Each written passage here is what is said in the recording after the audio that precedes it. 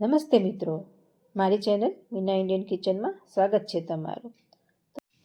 તો આજે હું બનાવીશ રેસ્ટોરન્ટ જેવું જ પનીર બટર મસાલા, અને સ્વાદમાં પણ એકદમ રેસ્ટોરન્ટ કરતાં પણ સરસ તૈયાર થશે.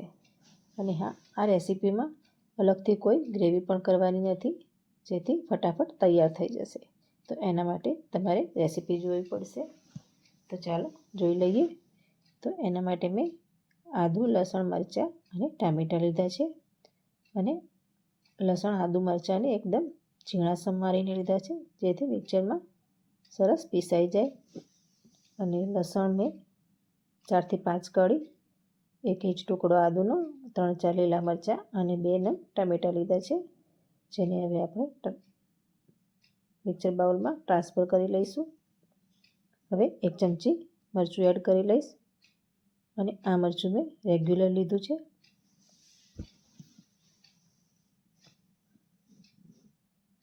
હવે મેં આ 2 નંગ ડુંગળી લીધી છે, જેને મેં આવી રીતે કટ કરી લીધી છે. એને આપણે ચોપરમાં ચોપ કરવાની છે. તો અત્યારે એને આપણે સાઈડમાં મૂકી દઈશું. હવે મેં આ 4 થી 5 કાજુ અને થોડા મગજતરીના બી લીધા છે, જેને મેં 10 મિનિટ માટે ગરમ પાણીમાં પલાળી દીધા હતા. તો એને હવે આપણે મિક્સર બાઉલમાં એડ કરી લઈશું.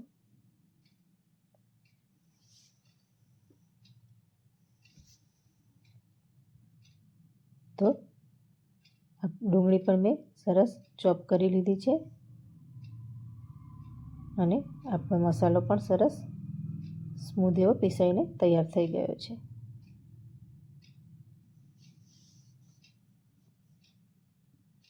તો એક કઢાઈમાં મેં 2 ચમચી તેલ મૂકી દીધું છે, અને એમાં લગભગ 5 થી 10 ગ્રામ જેટલું બટર એડ કરી લઈશ. બટર થોડું ઓગળી જાય એટલે એમાં ખડા મસાલા નાખી દઈશ, જેમાં 1 તજ, તમાલપત્ર અને બાદિયાન અને 1 મોટી ઇલાયચી એડ કરી લઈશું. હવે જે ડુંગળી ચોપ કરીને રાખી છે એ એડ કરી લઈશું, અને બરાબર સાતળી લઈશું એને.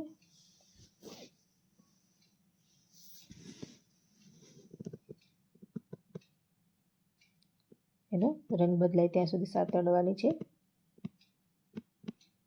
તો આછો બદામી રંગ જેવો થઈ ગયો છે.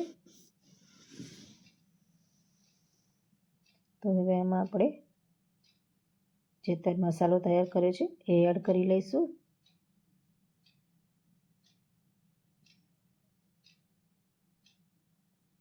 અને બરાબર મિક્સ કરીને થોડી વાર સાતળી લઈશું.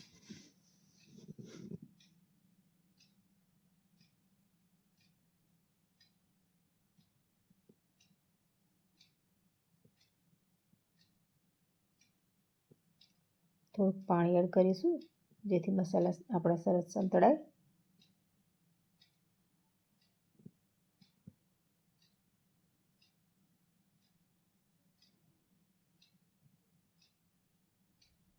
હવે થોડું જ્યાં ઢાંકણ ઢાંકીને થવા દઈશું.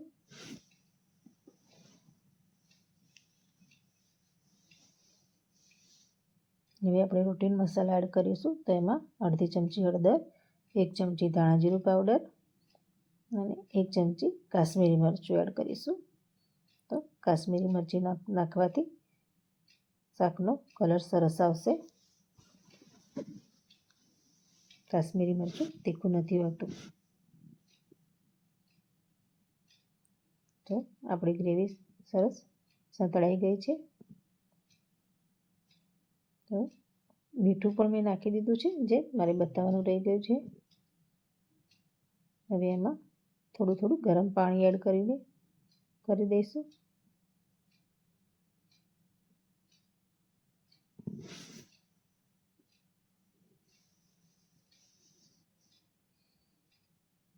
હવે ફરી ઢાંકણ રાખીને આપણે 2 થી 3 મિનિટ માટે થવા દઈશું. તો આપણી ગ્રેવી સરસ તૈયાર થઈ ગઈ છે. તો હવે એમાં પનીર એડ કરવાનું છે. તો આ મેં 200 ગ્રામ પનીર લીધું છે, અને પનીર હંમેશા હું અડધું છીણીને અને અડધું પીસ કરીને જ નાખું છું. તો હવે મેં એડ કરી લીધું છે, અને હવે બરાબર મિક્સ કરી લઈશું.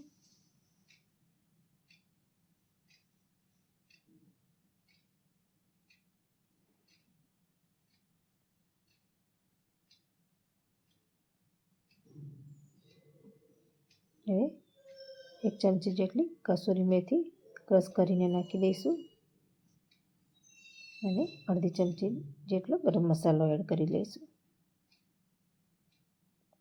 હજુ મને થોડી ગ્રેવી જાડું લાગે છે તો હું થોડું ગરમ પાણી એડ કરી લઈશ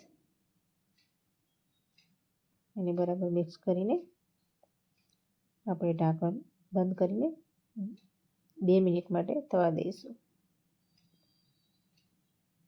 તો પનીર બટર મસાલા આપણો સરસ તૈયાર થઈ ગયો છે. તો ઉપરથી આપણે થોડું બટર મૂકીને ગેસ બંધ કરીને રાખી દઈશું અને છેલ્લે એમાં ધાણા એડ કરી લઈશું. તો તૈયાર થઈ ગયું છે આપણો બટર પનીર મસાલા. તો એને સર્વિંગ પ્લેટમાં લઈ લઈશું.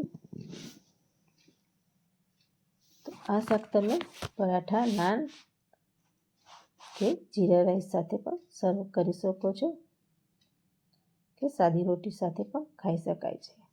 તો મિત્રો, તમે પણ આ રેસીપી ઘરે જરૂરથી ટ્રાય કરજો. ખરેખર સ્વાદમાં ખૂબ સરસ બને છે અને તમને અમારી રેસીપી કેવી લાગી એ કોમેન્ટ કરીને જરૂરથી જણાવજો.